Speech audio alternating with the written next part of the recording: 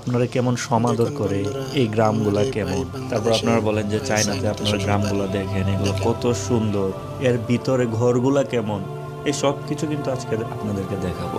আর এখানে জামাইদেরকে কেমন সমাদর করে সবকিছুই জানাবো এবং আপনাদের বোনাস হিসেবে আপনাদেরকে জানাবো যে কিভাবে আপনারা বিয়া করতে পারবেন চায়নাতে।